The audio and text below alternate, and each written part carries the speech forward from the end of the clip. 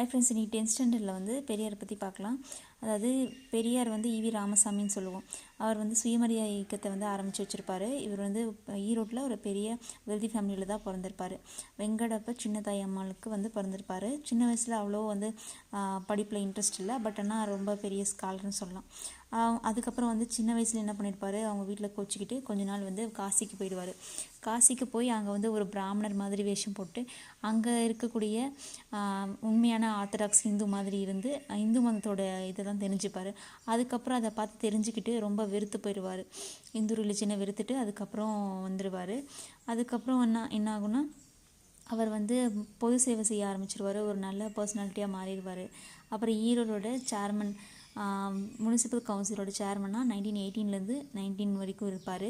அவர் தமிழ்நாடு காங்கிரஸ் கமிட்டியோட தலைவராக இருந்திருப்பார். அப்போ அவர் இருக்கும்போது தான் வந்து என்ன ஆகுனா, கோயிலில் வந்து லோயர் காஸ்ட் பீப்புளெலாம் வந்து உள்ளே போக அனுமதி இல்லாத டைம். அப்போ கேரளாவில் வந்து அப்போ வந்து திருவிதாங்கூர்னு சொல்லுவோம். அங்கே வந்து என்ன ஆகும் அப்படின்னா, தாழ்த்தப்பட்ட மக்களை வந்து அந்த கோயில் தெருக்கள்லேயே வந்து அலோவ் பண்ண மாட்டாங்க. அந்த மாதிரியான கொடுமையெல்லாம் நடந்துகிட்ருக்கோம்.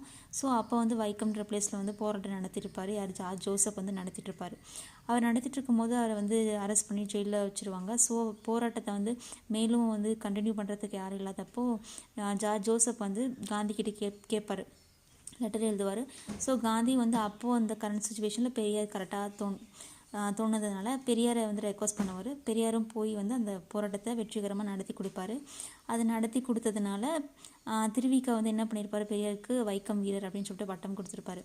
தென் அந்த போராட்டம் முடிஞ்சதுக்கப்புறம் 1924 வாக்கில் வந்து சேரன் மாதேவி குருகுலமில் வந்து என்னென்னா கேஸ்ட் வைஸு சாப்பாடு கொடுக்கறது, படிப்பு கொடுக்கறது, அந்த மாதிரி போயிட்டுருக்கோம். அப்போ வந்து பார்த்தோன்னா அது நடத்துறது யார் அப்படின்னா வாவேஸ் ஐயா நடத்தியிருப்பார், திருநெல்வேலி டிஸ்ட்ரிக்டில். இதுக்கு வந்து சப்போர்ட் பண்ணுறதே பார்த்தோன்னா காங்கிரஸ் கமிட்டியில் வந்து சப்போர்ட் பண்ணிட்டுருப்பாங்க நிதி கொடுத்து.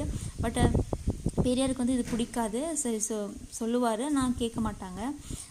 அதுக்கப்புறம் வந்து 25 வாக்கில் வந்து ரிசர்வேஷன் கேட்பார். ஜாதி வாரி எங்களுக்கு வந்து இடஒதுக்கீடு கொடுங்கன்னு சொல்லி கேட்பார், கம்யூனல் ரிசர்வேஷனு. ஆனால் கொடுக்க மாட்டாங்க. ஸோ அதில் வந்து காங்கிரஸையே வெறுத்துட்டு அவர் 1925 வந்து சுயமரியாதை இயக்கத்தை வந்து ஆரம்பிச்சிருவார். சுயமரியாதை இயக்கத்தில் பார்த்தோன்னா அவருடைய அதில் என்ன சொல்லுவார்னா, சாதியற்ற சமூகம் இருக்கணும், மத சடங்குகள் வந்து இருக்கக்கூடாது, பிறப்பால் எல்லாருமே சமமாக இருக்கணும் அப்படின்னு சொல்லி சொல்லுவார். அதே மாதிரி சுயமரியாதைன்றது வந்து ஒரு பிறப்புரிமை மாதிரி தான். அப்புறம் வந்து எல்லாம் பகுத்தறிவு சிந்தனையோடு இருக்கணும் அப்படின்றத சொல்லியிருப்பார். அந்த செல்ஃப் ரெஸ்பெக்ட் மூமெண்ட்டோட டிமாண்ட் என்னென்னு பார்த்தோன்னா, பெண்களுக்கு வந்து சுதந்திரம் தரணும், மூட நம்பிக்கைகள் வந்து இருக்கக்கூடாது, பகுத்தறிவு சிந்தனையை வந்து வலியுறுத்தினார். அப்புறம் வந்து சுயமரியாதை திருமணங்களை வந்து ஊக்குவித்தார். தென் வந்து சுயமரியாதை இயக்கம் வந்து